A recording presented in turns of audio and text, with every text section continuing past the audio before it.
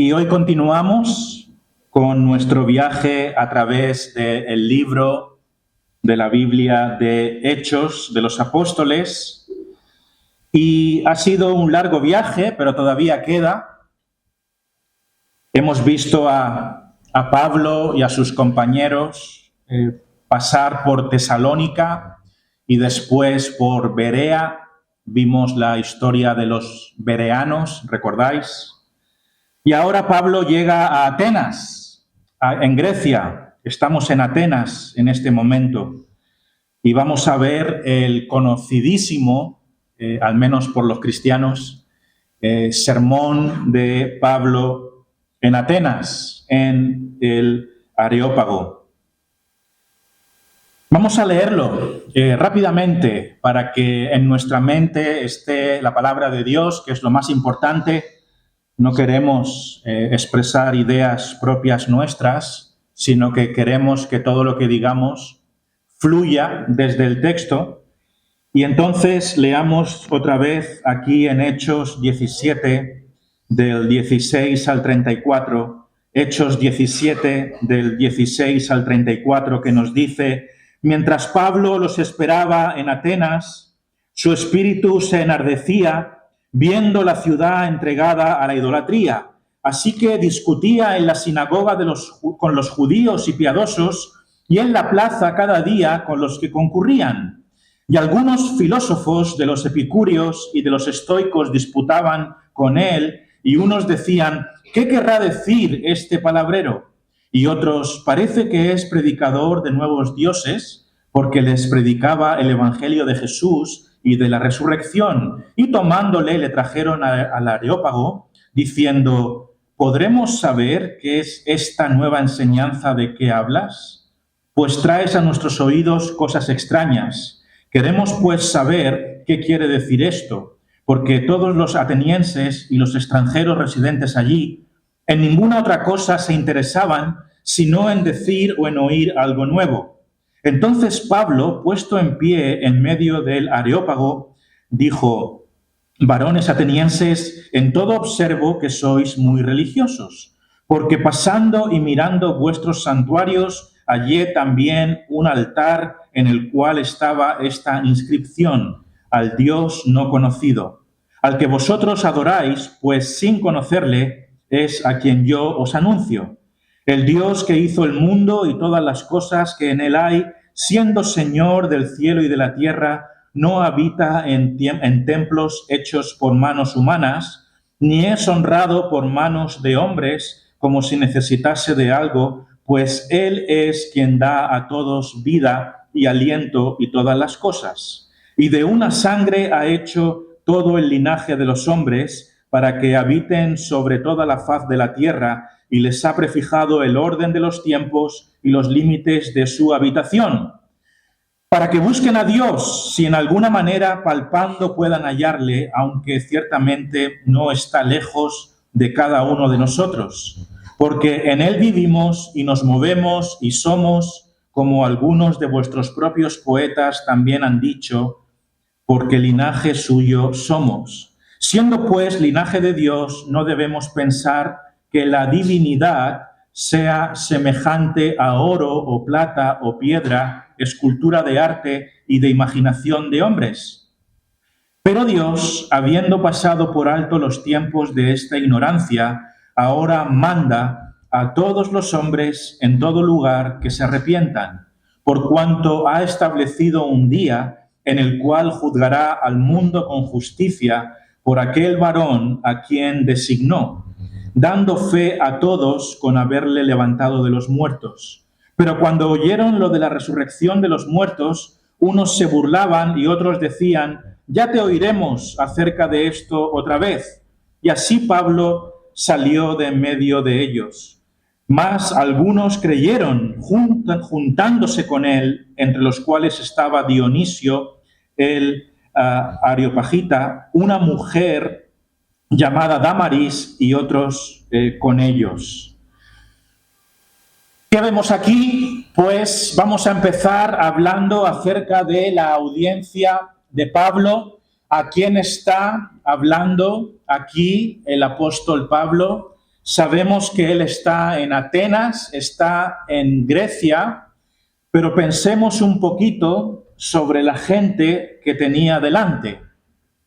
Lo primero que vemos es que es gente de Atenas, ¿no? Esto es algo muy evidente, nos lo dice el versículo 16, mientras Pablo los esperaba en Atenas. ¿Veis? Mientras Pablo los esperaba en Atenas. ¿A quién estaba esperando Pablo? Pues Pablo estaba esperando a sus compañeros misioneros, concretamente a Silas y Timoteo, porque la escena anterior nos lo dice. Fijaos en el versículo 15, arriba, dice, y los que se habían encargado de conducir a Pablo le llevaron a Atenas. Unos hermanos ayudaron a Pablo para que fuese a Atenas desde Berea, que es la escena previa, y dice el texto que y habiendo recibido orden para Silas y Timoteo eran los compañeros de misión de Pablo, entonces, habiendo recibido orden para Silas y Timoteo de que viniesen a él, o sea, de que Silas y Timoteo viniesen a Pablo, ¿no? ¿A dónde? A Atenas, lo más pronto que pudiesen, salieron. Y después de eso viene la escena de hoy, donde dice que Pablo los esperaba en Atenas. O sea que Pablo estaba en Atenas esperando a sus compañeros Silas y Timoteo, con los cuales estaba colaborando en esta misión. Entonces, gente de Atenas, en primer lugar, pero la Biblia también nos cuenta de que esta gente era gente entregada a la idolatría. Eran idólatras, ¿no? Pablo estaba predicando a una audiencia idólatra hasta la médula. Dice aquí el texto en el versículo 16 que el espíritu de Pablo se enardecía viendo la ciudad entregada a la idolatría. Esto es lo que había allí, gente entregada a la idolatría, idólatras hasta lo más profundo de su ser. ¿Qué es un idólatra? ¿Qué es la idolatría? Pues un idólatra es la persona que adora cosas que no son Dios. Podríamos decirlo así, ¿no? Un idólatra es aquel que adora, que ama, que valora, que atesora, que da su vida a cosas que no son Dios. Toda persona que entrega lo mejor de sí y alaba y se dedica y gasta su energía a cosas o a personas y las tiene por encima de todo, si haces eso, no siendo Dios lo más importante para ti, entonces somos idólatras. Y la Biblia nos dice que todos nacemos idólatras, porque todos valoramos más otras cosas y no a Dios. ¿No? Nos encanta el dinero, nos encanta la fiesta, nos encanta ir de compras y todas estas cosas, si las hacemos amando más esto que a Dios, somos idólatras. Y esta gente, al igual que nosotros, pues eran idólatras. Amaban, adoraban, y de hecho veremos que tenían dioses paganos, imágenes, y por lo tanto eran idólatras. Dicho sea de paso, cualquiera que se dedique a alabar a una imagen es un idólatra, ¿no? Por ello, entre otras cosas, en las iglesias protestantes pues no tenemos imágenes, porque creemos que solamente debemos adorar al Dios vivo, al invisible, a quien vemos a través de los ojos de la fe. Entonces, aquí tenemos a una gente entregada a la idolatría, y esto indignaba, había un santo sentimiento de indignación por parte de Pablo cuando veía tanta idolatría, ¿no? Dice aquí que el espíritu de Pablo se enardecía. Y eso deberíamos sentirlo también nosotros, ¿no? Cuando miramos alrededor y vemos cómo la gente pasa de Dios, cómo la gente hace su vida y cómo la gente adora a otras cosas, nosotros deberíamos tener un santo sentimiento de indignación de que no se está adorando al Dios vivo. La sociedad mallorquina es idólatra. La sociedad mallorquina, en muy buena parte, es idólatra, porque no adoran al Dios de la Biblia, a quien debe ser adorado. Y nosotros deberíamos sentirnos indignados en el sentido que Pablo se sentía indignado, ¿no? Dice aquí que su espíritu se enardecía. Era como que le daba ira. ¿Por qué? Porque él quería ver a la gente adorando a Dios, no a dioses con minúscula, dioses paganos, ¿no? Esto es lo que también debe movernos a evangelizar. Queremos ver a más gente adorando al verdadero Dios y quisiéramos ver menos idolatría. Vamos a ver más cosas sobre esta gente de Atenas, gente idólatra. También estas personas eran cultas, pero opuestas a Dios. Aquí hay algo que es muy interesante y es porque la gran parte de esta audiencia era culta, o sea, cultivada en la filosofía, en los conocimientos. Era gente inteligente, pero gente opuesta a Dios. Y de esto hay mucho. De esto hay mucho, ¿no? Gente de universidades, gente muy inteligente y que tiene muchos argumentos, pero que tiene un corazón opuesto a Dios. Y esto es lo que vemos aquí en el versículo 18, porque en el 18 dice que y algunos filósofos de los epicúreos y de los estoicos disputaban con él, ¿no? Aquí está la gente lista, los filósofos, los que leen mucho, los que saben de muchas cosas, los que piensan en de dónde venimos, a dónde vamos, los humanistas, los que son muy inteligentes, están aquí. Los filósofos, ¿no? Los que saben pensar. Pero resulta que esta gente inteligente de los epicúreos y de los estoicos, bueno, estas palabras, epicúreos, estoicos, son son filosofías, ¿no? De aquella época. Todavía hay de eso, aunque quizá no se le llame así, pero en fin, son filosofías que no tienen que ver con la Biblia, ¿no? Aquí podemos, estas palabras, epicúreos, estoicos, filósofos, en pocas palabras nos están hablando de cualquier filosofía humana que no tiene en cuenta a Dios. Podríamos decir eso. El caso es que esta gente, y aquí hay una gran paradoja, era culta, pero estaba opuesta a Dios. Se enfrentaban a la verdad de Dios. Y dice el texto que algunos filósofos de los epicúreos y de los estoicos, dice aquí, disputaban con él. ¿Veis? Disputaban con él. O sea, ¿con quién disputaban? Con Pablo, ¿no?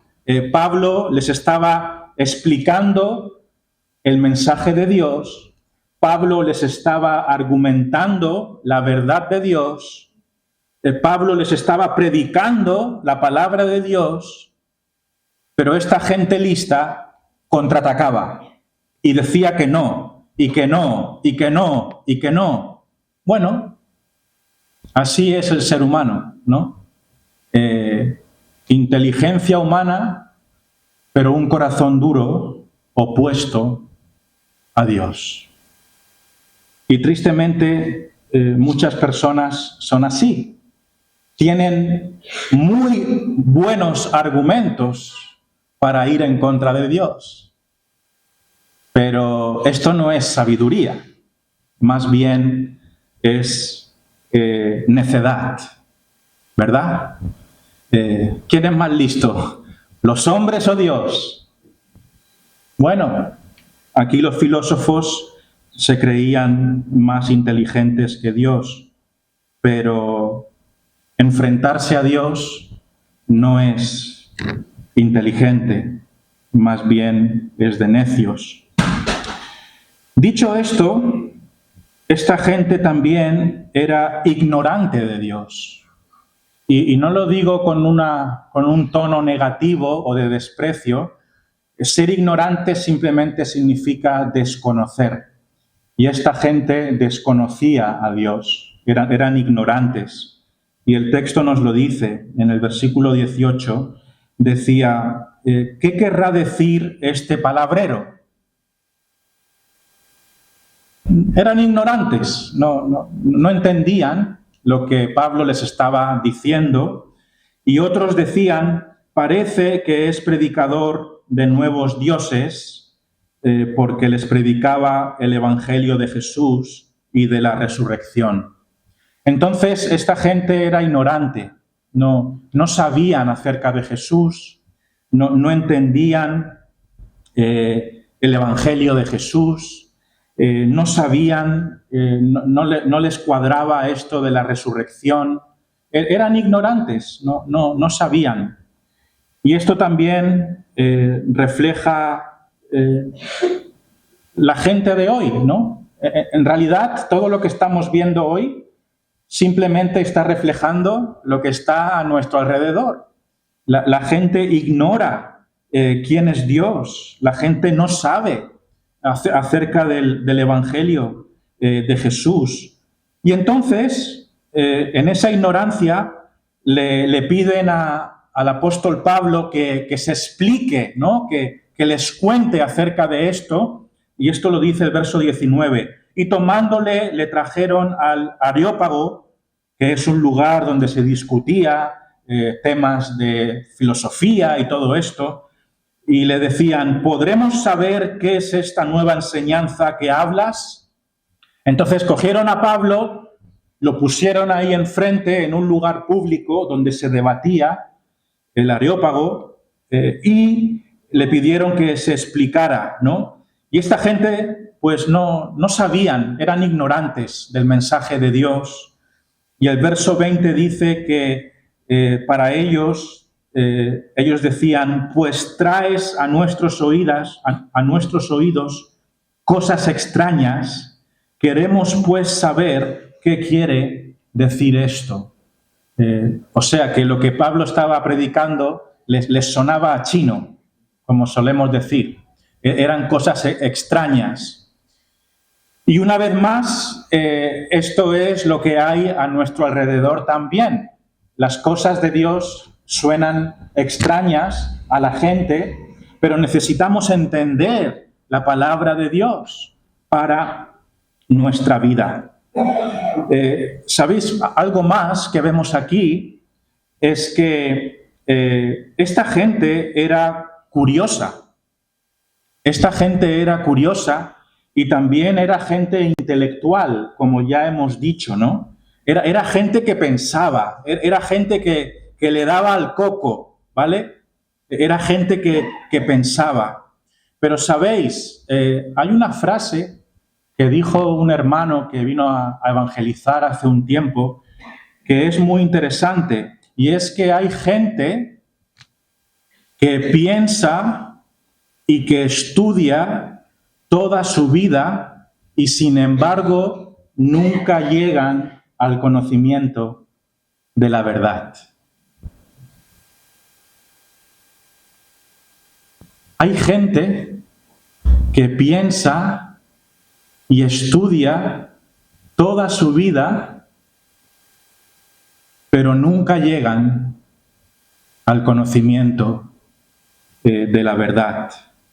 Y es lo que sucede aquí. Dice aquí que todos los atenienses y los extranjeros residentes allí en ninguna otra cosa se interesaban sino en decir o en oír algo nuevo. O sea, era gente curiosa, era gente con hambre intelectual, era gente que debatía, que se leían libros, escuchaban filosofías, les gustaba, incluso yo diría que eran espirituales, ¿no? Pero nunca habían llegado al conocimiento de la verdad. Qué gran paradoja, ¿no? Pensar, leer, estudiar, considerarse uno un intelectual. ¿Sabéis? Hay tal cosa como ser un intelectual. ¿Sabíais eso? No estoy bromeando, ¿eh? Hay gente que se les considera intelectuales. ¿Por qué? Porque leen literatura, saben de música, saben de cine, saben de política. Son unos cracks, son bibliotecas con patas. Pero le falta lo más importante: conocer a Dios. ¿De qué sirve ser intelectual si no conoces a Dios? Los intelectuales tienen que arrepentirse. En serio, yo conozco a personas que se autodenominan intelectuales, pero odian a Dios. Gente pensadora que nunca llegó al conocimiento de la verdad. Por eso Pablo, quien tenía un cerebro muy brillante, cuando conoció a Cristo dijo: me he propuesto no saber otra cosa entre vosotros, sino a Cristo y a este crucificado. Esa es la verdad que vale. Eso es ser listo. El conocimiento de Dios, el conocimiento de Cristo crucificado. Todo lo demás es basura. Todo lo demás, Pablo lo tenía por basura, ¿no? Su tradición, su conocimiento, su religión, hebreo de hebreos. Era un intelectual, pero cogió toda su intelectualidad y la tiró a la basura porque había algo mucho más valioso: el conocimiento de Dios en Cristo Jesús. Vemos otra paradoja aquí: gente muy religiosa que no conocía a Dios. ¿Cómo se come eso? Gente muy religiosa que no conocía a Dios. Hemos visto gente muy lista que no conoce la verdad, y ahora vemos gente muy religiosa que no conoce a Dios. Y esto lo vemos en el verso 22 y 23. Entonces Pablo, puesto en pie en medio del Areópago, dijo: varones atenienses, en todo observo que sois muy religiosos, porque pasando y mirando vuestros santuarios, hallé también un altar en el cual estaba esta inscripción: al Dios no conocido, al Dios no conocido, al que vosotros adoráis, pues sin conocerle es a quien yo os anuncio. Entonces esta gente era muy religiosa, pero tenían un Dios al que no conocían. Y de hecho, esa inscripción tenía razón. No conocían a Dios. Pero eran religiosos, lo cual es algo muy extraño, ¿no? De alguna manera tenían altares, de alguna manera tenían figuras, imágenes, pero no conocían a Dios. Dice aquí que observo que sois muy religiosos. Sin lugar a dudas, esto refleja una gran realidad de nuestro tiempo. Gente muy religiosa, pero que no conoce a Dios. Gente que adora a la Virgen. Gente muy religiosa, pero que no conoce al Dios verdadero. Gente que confía en amuletos, en rosarios, en imágenes. Y así podríamos continuar, una larga lista. Gente que tiene todo tipo de religiones, pero no conocen al Dios verdadero. Quizá tú eres alguien así. Y ojo, evangélicos que no conocen a Dios. Gente muy religiosa que no conoce al Dios verdadero. Gente que viene a una iglesia evangélica domingo tras domingo, ¿eso qué es? ¿Religión? ¿No? Elevan oraciones, son muy religiosos, pero después no aman a su hermano. Porque no están convertidos, son orgullosos. ¿Por qué? Porque tienen mucha religión, pero no se han convertido al Dios verdadero. Esto es lo que tenemos aquí en esta audiencia, ¿no? Gente de Atenas, gente idólatra, gente culta pero opuesta a Dios, gente ignorante de Dios, gente curiosa y pensadora, pero que nunca llegaron al conocimiento de la verdad.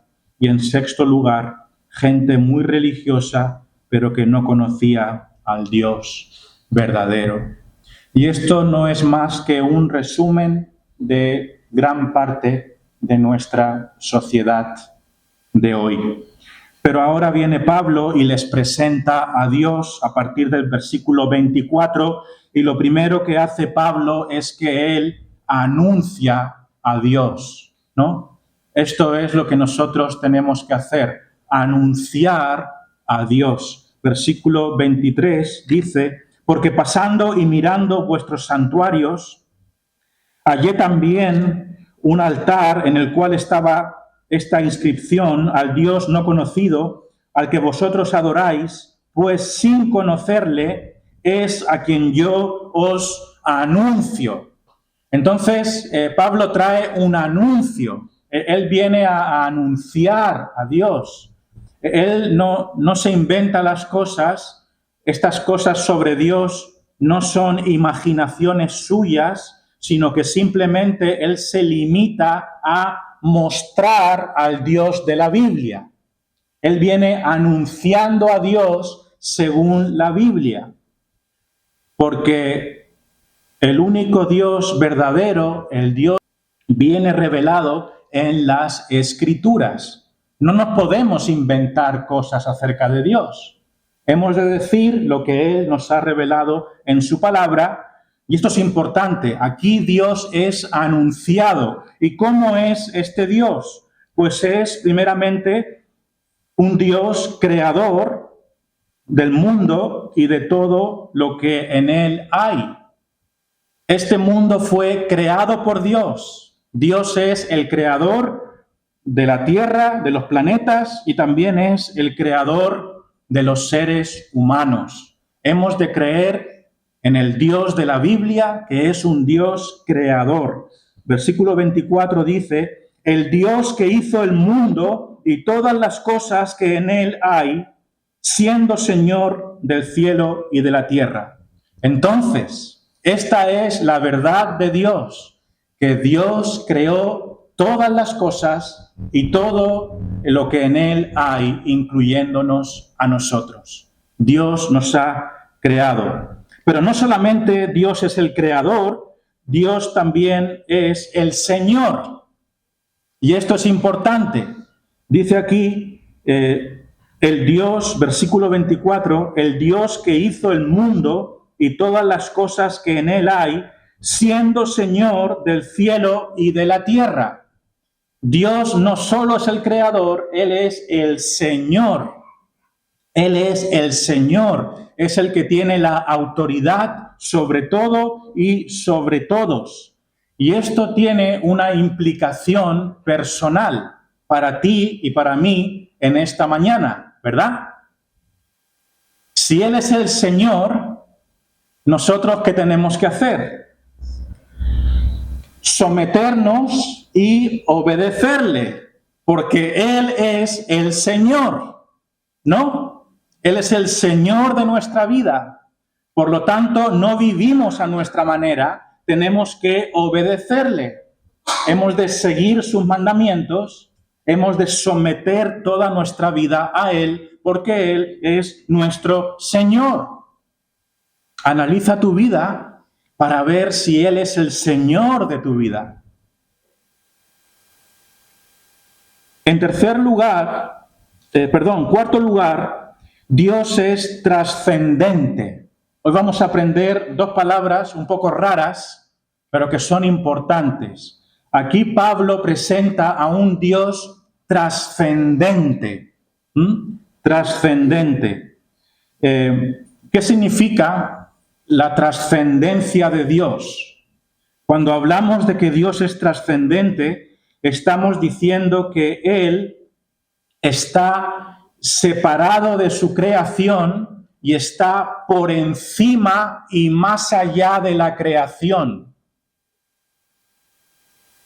Él está separado de su creación y está por encima y más allá de su creación.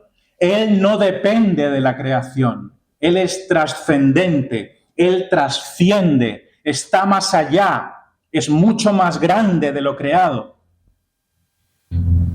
Por eso me he molestado en decir esto, porque esto tiene que ver con lo que afirma Pablo aquí en el versículo 24, porque fijaos en esto, dice: el Dios que hizo el mundo y todas las cosas que en él hay, siendo Señor del cielo y de la tierra, y fijaos lo que dice aquí, no habita en templos hechos por manos humanas.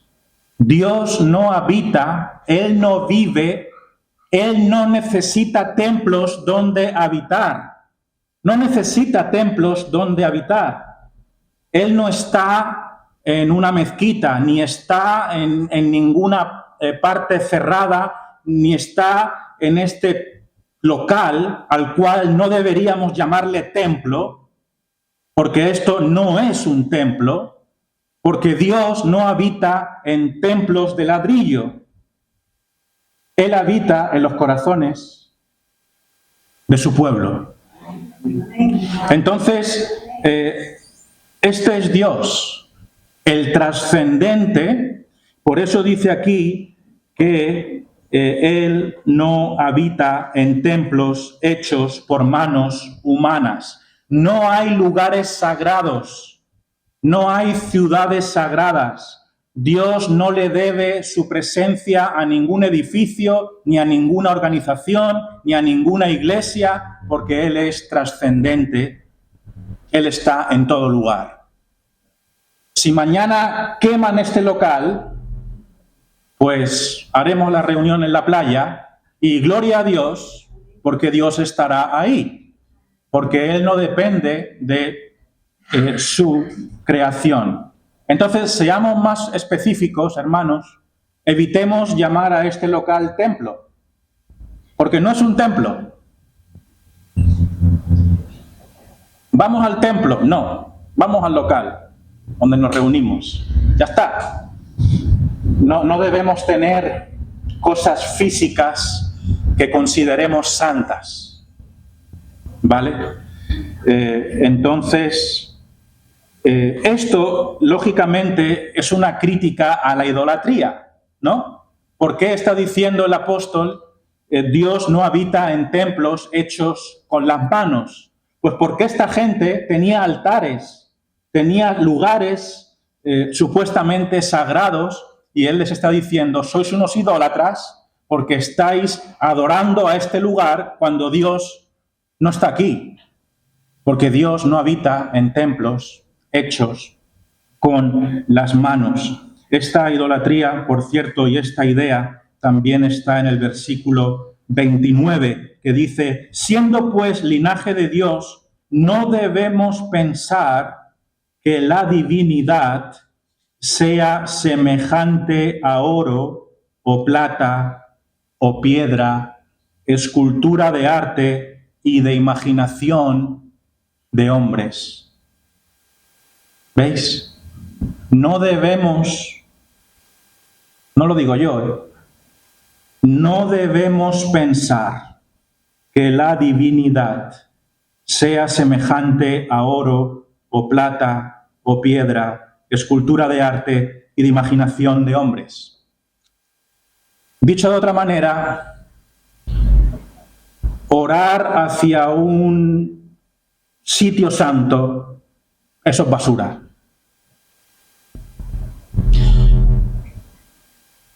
Tener una estampita,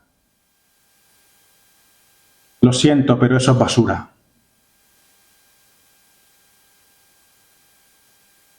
Es basura. Porque Dios no habita en estampitas. Dios no es un amuleto, es un Dios vivo que trasciende a su creación.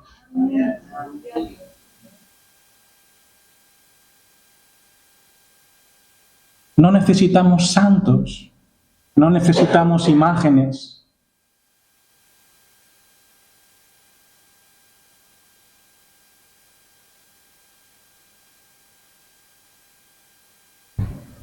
Porque es idolatría. Tú puedes tener una buena intención, ¿no? Yo es que llevo la estampita y no es broma, ¿eh? Hay gente que dice, yo llevo la estampita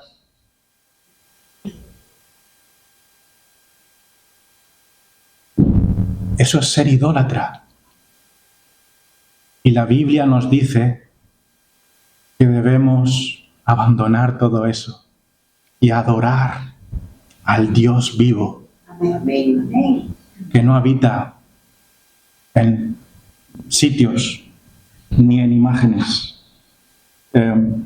Continuamos. Dios es autosuficiente, no necesita a nadie. Esto lo dice el versículo 25. Ni es honrado por manos de hombres como si necesitase de algo, pues Él es quien da a todos vida y aliento y todas las cosas. Entonces, a Dios no hace falta llevarle ofrendas o flores. No necesita. Lo siento, pero no las necesita. No necesita nuestra adoración. Hemos de adorarle, pero Él no necesita nada porque Él es autosuficiente. No nos necesita a ninguno de nosotros.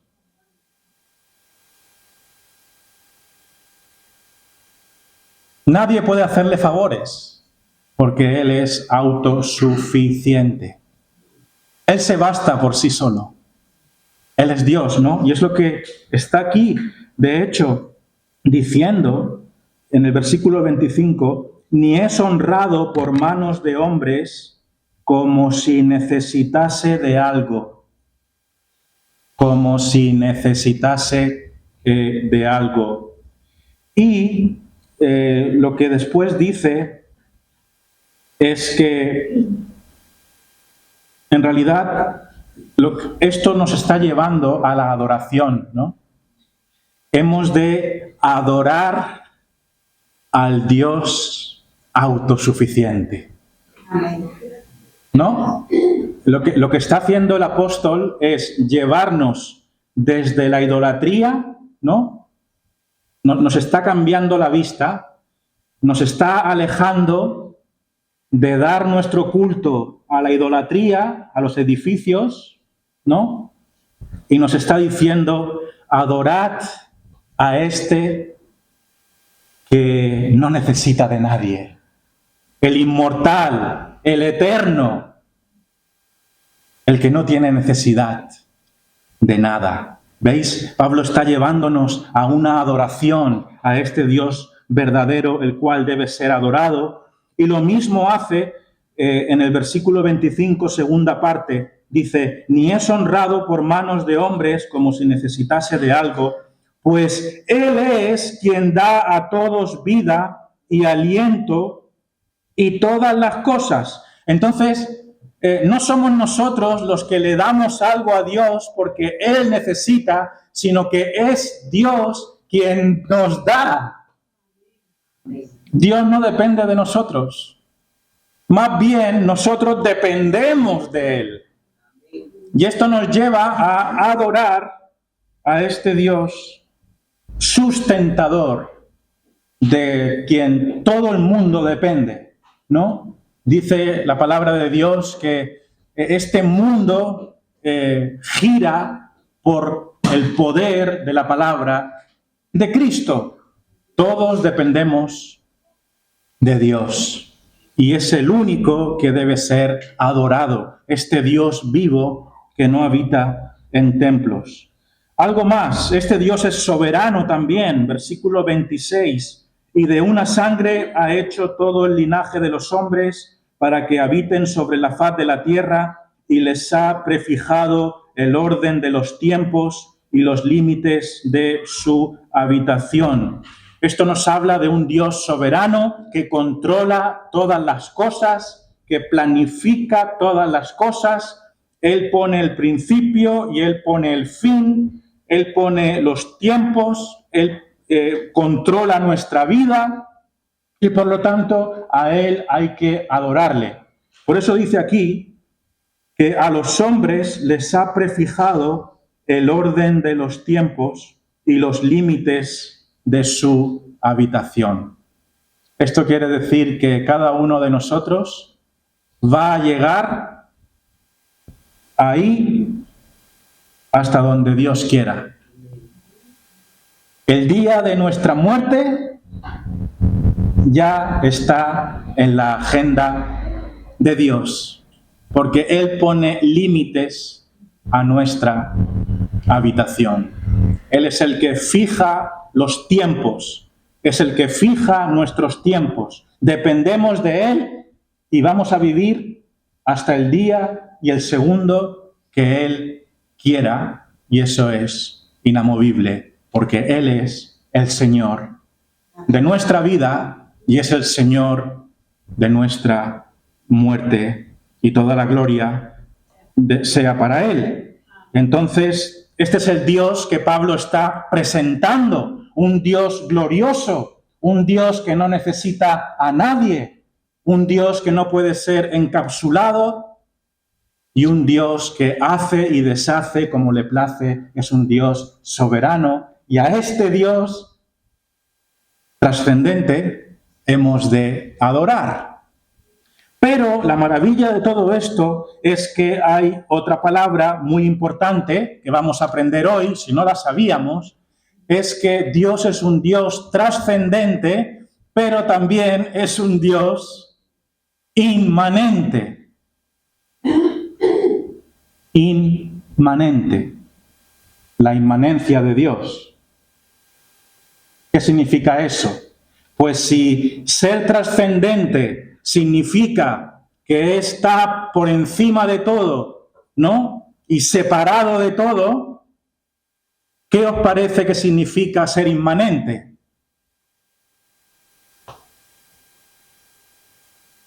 Cercano, personal,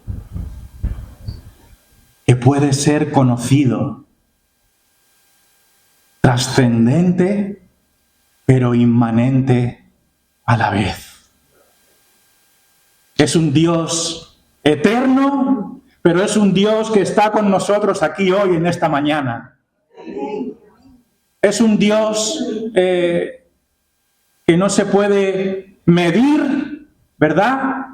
Es un Dios tan grande que no se puede medir, pero hoy tú le puedes conocer de una manera personal, porque está cerca de ti. Este es el Dios de la Biblia, trascendente, pero inmanente. ¿Y por qué decimos esto? Porque este Dios ha de ser buscado y puede ser conocido. Y Él está cerca de nosotros. Qué maravilloso contraste, ¿no? Y esto es lo que nos dice en realidad el versículo 27. Dice, para que busquen a Dios.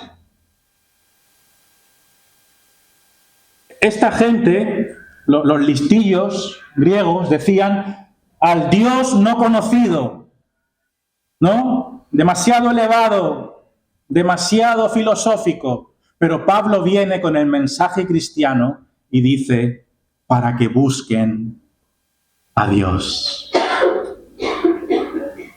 Si en alguna manera, palpando, puedan hallarle. Dios puede ser hallado. Dios puede ser conocido. ¿Por qué? Porque está cerca de ti. Está cerca de nosotros. Tú puedes conocerle hoy. Pídeselo, Señor, yo quiero conocerte. Revélate a mi corazón. Hazme entender tu palabra. Quiero conocer la verdad. Pídeselo. Él está a tu lado en esta mañana. Está cerca, está cerquita, puede ser conocido. Es un Dios muy grande, pero vino a la tierra en forma de hombre y habitó entre nosotros y vimos su gloria. Dice aquí, ciertamente, no está lejos de cada uno de nosotros.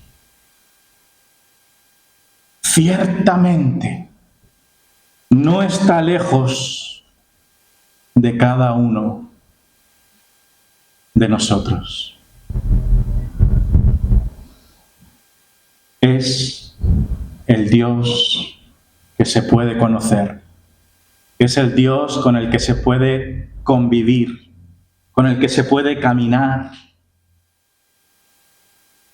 Entrega tu vida a Dios en esta mañana. No lo tengas como una idea filosófica. Hay un Dios revelado en la persona de Jesucristo que puede ser conocido hoy y puedes caminar a su lado a partir de hoy. Dependemos completamente de Él. Solo digo esto por lo que vemos aquí en el versículo 28, ¿no? Dice que en Él vivimos y nos movemos y somos. Fijaos si es personal, ¿no? Fijaos hasta qué punto es un Dios personal, ¿no? Que no podemos hacer nada ni siquiera en nuestro día a día, porque dice aquí que está cerca de nosotros y dice aquí que en Él vivimos. O sea, desde que nos despertamos hasta que nos acostamos, incluso cuando dormimos, estamos en Él vivimos, Él es todo para nosotros. Eso significa ser cristiano, ¿no? Dios es tu vida. Nos movemos, en Él nos movemos, las fuerzas vienen de Él para que podamos vivir, movernos. Y somos, nuestra propia existencia depende de Él, y este es el Dios que presenta Pablo a esta gente. Acabamos. Hay un mandato al arrepentimiento. ¿Sabéis qué? Esta gente era ignorante. Y Pablo así nos lo dice. Y nosotros también hemos sido y somos como ellos. Por eso dice aquí que hemos de dejar atrás la ignorancia, ¿no? Antes lo hemos dicho, ¿no? El Dios no conocido, esta gente adoraba estatuas, imágenes, creía que Dios estaba en un templo. Dinos de qué estás hablando, Pablo, que no te entendemos. Eran ignorantes. Pero ya hay que dejar la ignorancia, ¿no? Hay que dejarla. Dios perdona la ignorancia, pero no sigas siendo ignorante. No sigas practicando, creyendo las cosas que esta gente creía. Deja la ignorancia de una vez y empieza a caminar con el Dios de la Biblia. Y Dios perdona la ignorancia. Es lo que nos dice aquí el texto en el versículo 30. Dice: pero Dios, habiendo pasado por alto los tiempos de esta ignorancia, ¿veis aquí lo que está diciendo? Dios, habiendo pasado por alto los tiempos de esta ignorancia. ¿Qué está diciendo aquí Pablo? Que Dios, cuando mira a esta gente que cree en estatuas, que filósofos tercos, en fin, todo el desastre que hemos visto antes, ¿no? La larga lista de desastres que hemos visto antes, Dios le llama a esto ignorancia y dice que Él ha pasado por alto esos tiempos de ignorancia. Dice aquí, pero Dios, habiendo pasado por alto los tiempos de esta ignorancia. Dios no te tiene en cuenta tu ignorancia. Has sido un ignorante toda tu vida, pero Dios no te lo tiene en cuenta. Te perdona esa ignorancia si te arrepientes. Hay que arrepentirse. Hay que arrepentirse de haber sido un insensato. Hay que arrepentirse de haber sido un idólatra. Hay que arrepentirse de esas ideas estúpidas, porque son ideas estúpidas. Hay que dejarlo atrás, hay que arrepentirse, y esto es lo que dice aquí el texto. Pero Dios, habiendo pasado por alto los tiempos de esta ignorancia, ahora manda a todos los hombres en todo lugar que se arrepientan. Arrepentíos de nuestra ignorancia. Arrepentíos. Arrepentíos. Arrepentíos de vuestra ignorancia. Dios nos perdona. Dios es bueno. Da igual que hayas sido un cafurro espiritual 50 años de vida, porque no has tenido en cuenta a Dios y has estado creyendo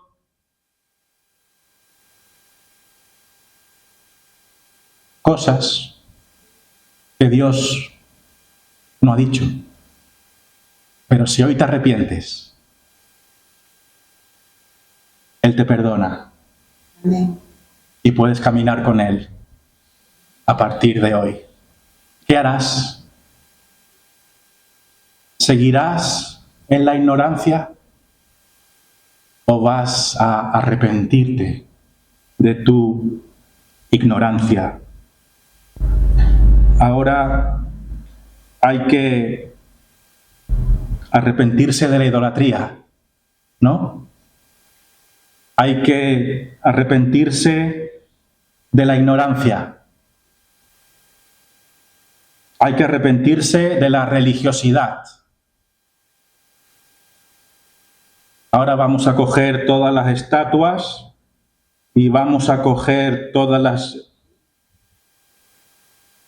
estampitas y las vamos a quemar. ¿En serio? Vamos a quemarlas. Ni siquiera vamos a venderlas, porque eso va a hacer que otro las use. Las vamos a quemar. Las vamos a quitar de nuestra vida. No me importa decirlo así. Eso fue lo que hicieron los cristianos, ¿sabéis? Cogieron libros y ¿qué hicieron con ellos? Basura. Porque no representan al Dios vivo. No vienen del Dios vivo.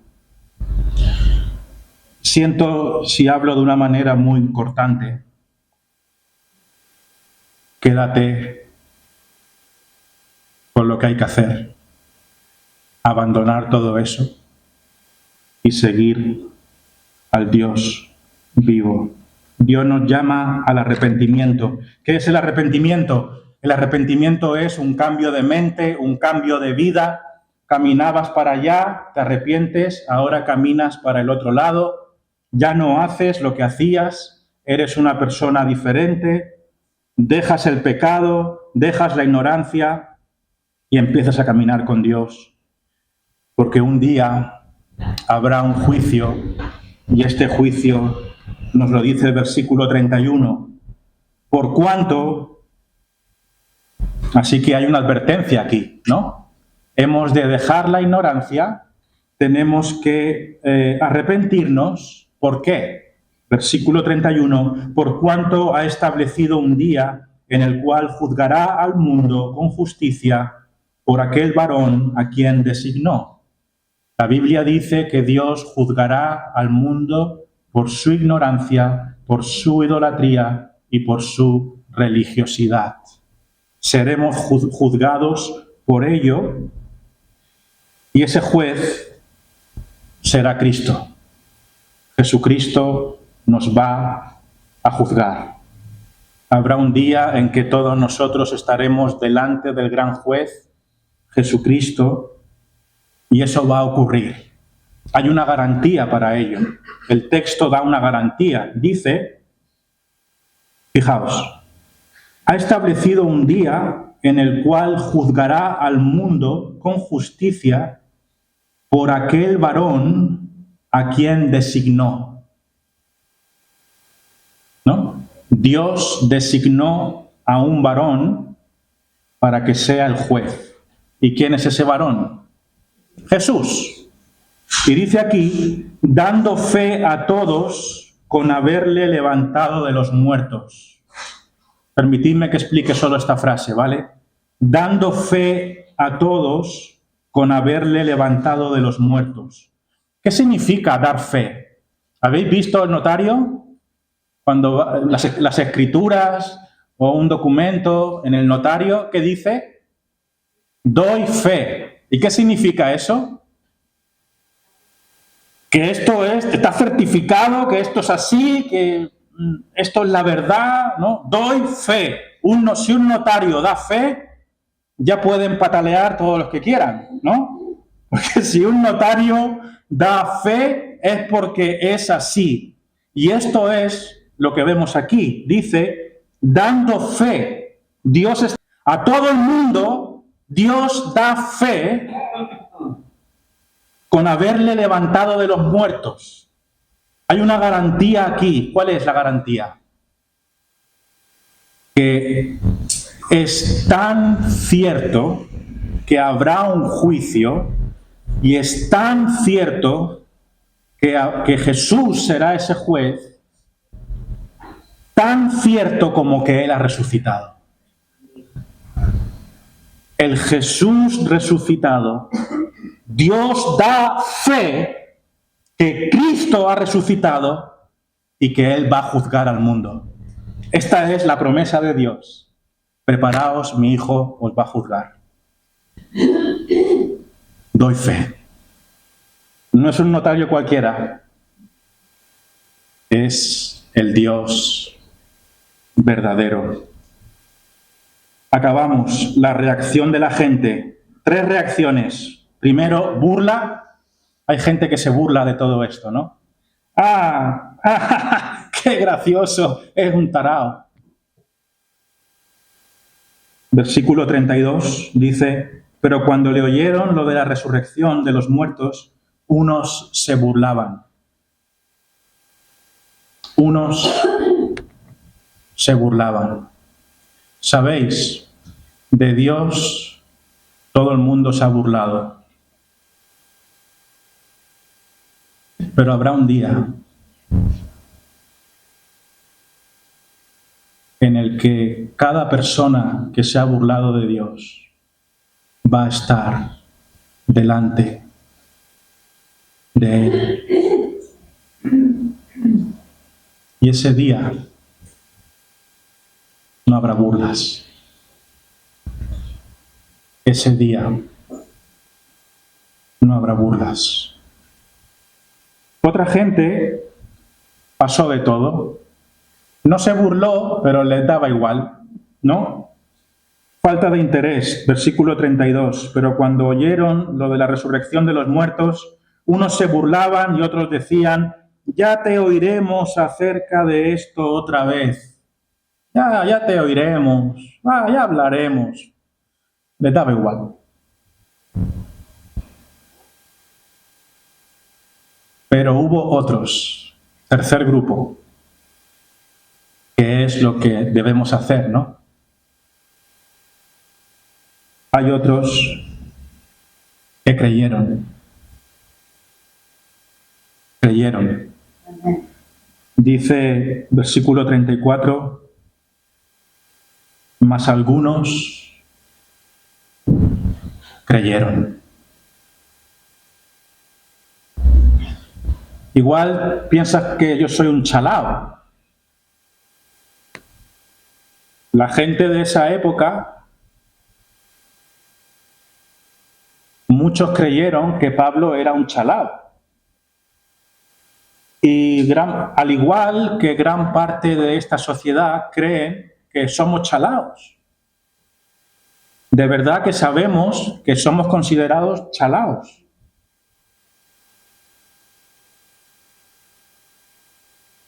Pero nos da igual. Preferimos ser chalados para el mundo, pero sabios para con Dios. Y dice aquí: mas algunos creyeron. Mas algunos creyeron juntándose con Él. ¿Qué hacemos cuando creemos? Pues nos juntamos con los cristianos, ¿no? Si tú dices: lo que he escuchado hoy tiene sentido, me quiero convertir, estupendo. Pues ahora vas a tener que venir a la iglesia.